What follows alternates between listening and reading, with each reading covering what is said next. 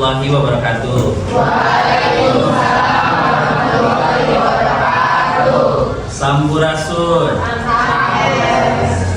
Ujung pangdesan Bapak dina pengajaran bahasa Sunda kangge dinten ayeuna di kelas 10 MIPA 4. Nah, saraca dikawitan urang tinggal heula ieu mejana tos rapi ya, sudah rapi, tidak ada sampah ya. Oke. Nah, Bapak absen dulu. Yang tidak masuk aja lah. Yang tidak masuk siapa hari ini? Dania. Kenapa Dania? Sakit. Ya. Jadi karya sastra, ya, karya sastra yang namanya karya sastra itu ada dua jenis, ada puisi sama prosa. Ya, puisi contohnya apa aja? Sajak, sisindiran. Sajak itu puisi kalau dalam bahasa Indonesia, kalau sisindiran pantun dalam bahasa Indonesia. Terus prosa, contoh prosanya ada carpon sama dongeng. Carpon itu apa? Cerita pondok atau cerpen dalam bahasa Indonesia. Ya, sama dongeng yang akan kita bahas hari ini. Nah, dongeng teh aya di mamana pantuna tunggal bangsa boga dongeng sewang-sewangan. Eta dongeng teh diwariskeun turun-temurun ti karuhun ka generasi anu leuwih ora mang tahun-tahun malah boa mangabad-abad. Kebiasaan dongeng lain baik jadi alat keur ngadibur atau waktu kalangan, tapi utama nama dongeng teh ngawariskeun ajeun-ajeun. Jadi yang namanya dongeng bukan serta-merta hanya sebuah cerita rakyat saja, tapi di dalamnya ada unsur ajeun-ajeun itu nilai apa ya? Nilai kebaikan ya, amanat yang ingin disampaikan oleh si pengarang pada si pembacanya. Terus dongeng biasanya ngawariskeun hiji nasehat, malah mandar jadi geunteng dina kahirupan. Malah di sawatara bobot mah dongeng teh ngahaja diciptakeun dijieun carita ajar atau dijieun film. Ari maksudna mah sarua ngajarkeun nasihat anu hade. Nah, umumna eta dongeng teh nyebar secara lisan ti generasi ka generasi. Lantaran eta dongeng anu warna-warni teh sok tuluy didongengkeun deui. Anggapna sok muncul rupa-rupa versi. Contohnya baik, dongeng ngeunaan Prabu Siliwangi atau ngeunaan Sangkuriang teh sok kapanggih di sawatara tempat. Biasanya sok dipaparikeun jeung kaya atau kebiasaan di tempat. Ya, yang namanya dongeng itu termasuk ke dalam karya sastra lisan. Kenapa lisan? Padahal kan ada bukunya. Kan zaman dulu tidak ada percetakannya, belum ada. Jadi cara penyebarannya itu dari mulut ke mulut. Makanya disebut sastra lisan. Terus ya, ada 5 parabel, fabel, sasakala atau legenda, mite sama saya. Kalau parabel nyata dongeng anu nyaritakeun kehidupan jalma biasa.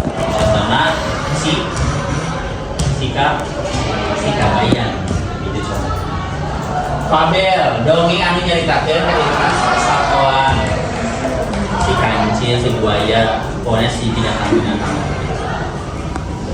Sasakala atau legenda dongeng anu nyaritakeun asal usul kejadian.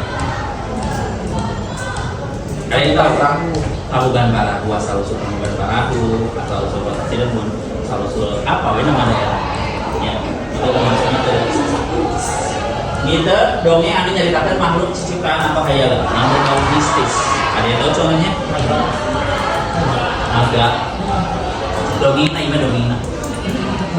Si itu si Ratu Kota Selatan ya. Nah, itu termasuk sama yang terakhir sage dongeng anu nyaritakeun hiji kejadian kawan hidama anu aya kapalina jeung sajarah. Ini mah aya kerajaan prabu-prabuan gitu. Pokoknya mah kaitannya sejarah. Aya iya aku. Nah, sebelum ada tugas kita coba ini dulu. Kita main kabut dulu. Silahkan jawab di HP masing-masing.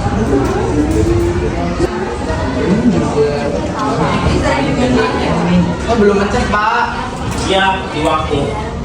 Ya, urutan pertama ini KXY. Saya Pak. Betul, Pak. Cepat coy, cepat. Ada. Tuh.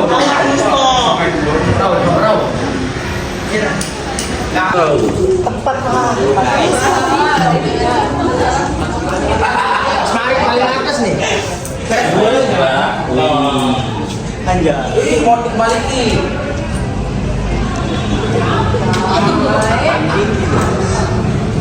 Silakan Pak Menteri. Apa itu Pak? Apa soalnya bro? Konsonan. Konsonan dari B, C, D.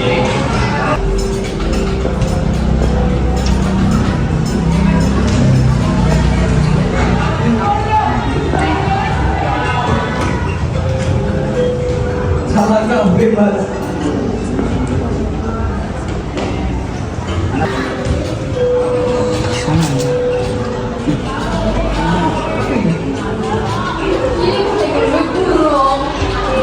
Di pembelajaran hari ini kita sudah belajar mengenai dongeng, ya, pengertian dongeng, struktur dongeng, pemasingan dongeng, itu semuanya sudah dijelaskan. Barangkali ada pertanyaan? Jika tidak ada, mari kita cukupkan sampai di sini. Kita ketemu lagi di depan. Assalamualaikum warahmatullahi wabarakatuh.